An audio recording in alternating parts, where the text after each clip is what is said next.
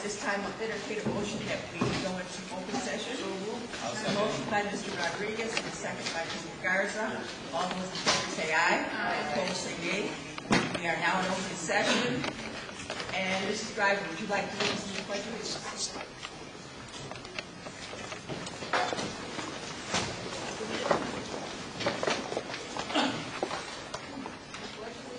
To the flag of the United States of America and to the republic for which it stands, one nation, under God, indivisible, with liberty and justice for all. We have some special recognitions. Please. Yes, Madam President, members of the board, ladies and gentlemen, we want to announce that we've had a change in the agenda tonight. We were supposed to recognize our winter athletes tonight, but that has been removed from the agenda and postponed until a later date. Tonight we do have a presentation on suicide prevention by our own psychologist, Dr. Christina Connolly-Wilson. Board, I'd like to introduce you to Dr. Christina Connolly-Wilson. She is our lead psychologist and also our district-wide crisis prevention leader. Also, we have Renee Shaw, who is our social work coordinator, and the two of them have a short presentation for you.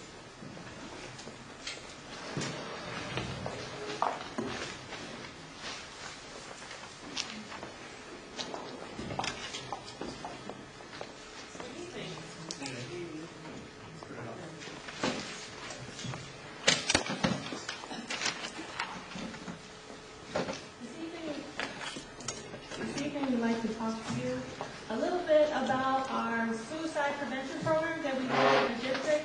And going through first, as you know, in our district, at all of our secondary schools, we run what is called the Signs of Suicide Prevention Program. This is our second year for implementing the program in our district. And at first, I just wanted to give you a little bit of information about the program. First, this is a nationally recognized suicide prevention and depression screening program for the secondary schools. It does have two components, a high school component and a middle school component. We want to make sure that we know that here in our district we are doing a program that is research-based. And one of the main components is it has an educational and a screening component to the SOS program, where we do discuss and teach children what are the signs and symptoms of depression, but also what are also some of the signs and symptoms of possibly having suicidal ideation. With that, it teaches them, and also it teaches them how to go out and seek out assistance and seek out help from trusted adults. And one of the main things we want to do is teach our students how to go out and also to help their friends. Because as we know, working with adolescents, there are so many times that we as adults, we do know our students that are in our buildings. So, as adolescents, their friends know them even better than we do. So one of the big pieces is we want to go and teach their friends how to go out and help others, and how to go out and get assistance for their friends for any cases that we as adults may not pick up. Now, this program has been developed with assistance and sponsored by these are just a few of the organizations that assist with this, including the National Association of School Psychologists, the National Association of School Nurses, the National School Counselors Association, and the National Association of Secondary School Principals. We want to make sure that our board knows that this is a program that is used by 2,500 schools nationwide. This program is implemented in every state in our nation. So much so that even in the states of Massachusetts and in Virginia, their state board of ed purchased the program, and they are distributed free of cost to every school throughout Virginia and Massachusetts. This is a truly wonderful program that is used across our country that we are using here in Waukegan. Now, also, that the SOS program is the only school-based suicide prevention program that has been shown to show a reduction of suicide attempts in a controlled study. And it is also recognized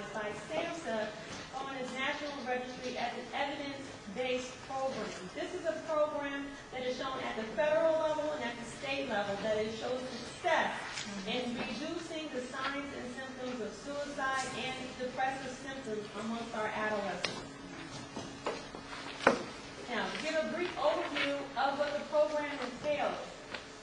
Again, this program does combine, has an education component and a screening component. And we want to make sure that we talk about changes in knowledge and attitude about mental illness and suicide among students. This is an illness where it can be kind of hidden in the dark. And we want to make sure that our students do know the signs and symptoms of depression, because many times, the signs of depression may possibly lead to suicidal ideation. We want to make sure that our students do understand what they are so that it does come out to the light, so that we are educating our students in order to seek out and help themselves and help others to get assistance with mental health matters in our district. This is a program that is implemented typically between one class period. It takes about 45 minutes to implement and does require minimal training. But with that, it also encourages, again, partnerships between schools and community-based providers. And we'll talk more about when Ms. Chung comes up and talks a lot about how we are using the program and working with other community agencies to provide assistance for our students in our schools at minimum cost. Now, these are one of the main techniques that we want to teach, which is we teach our students to act, which is first, we acknowledge the signs and symptoms of suicide and depression. Then, we respond to others with care. And then last but not least, we go and we tell a trusted adult about what is going on with either ourselves or with our friends. So again, main focus, we teach our students how to act, how to go out and get assistance. Briefly, these are some of the major components of the program.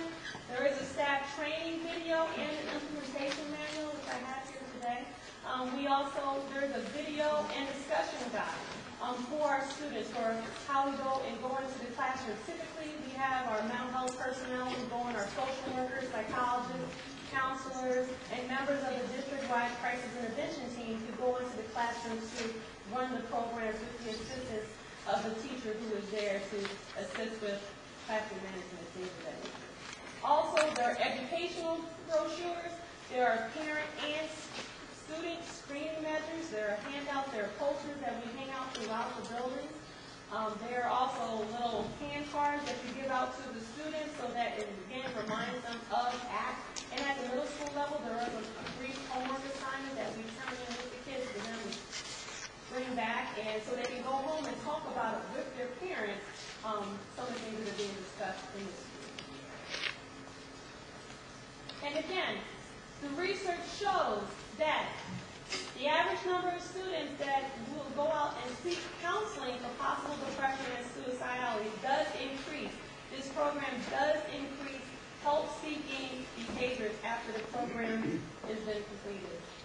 And also, this is a graph that shows how help-seeking also increases on behalf of their friends. So again, the big piece of this is going out and telling adults that we need assistance. And again, this is the only school-based suicide prevention program to demonstrate a significant reduction in self-reported suicide attempts in a randomized controlled study. So, now that we've given a little bit of information about the SOS program, first, as we said, which schools in Waukegan are participating in this? And as we said, all of our secondary buildings are participating in this. We're including all of our middle schools, the high school, and AOEC.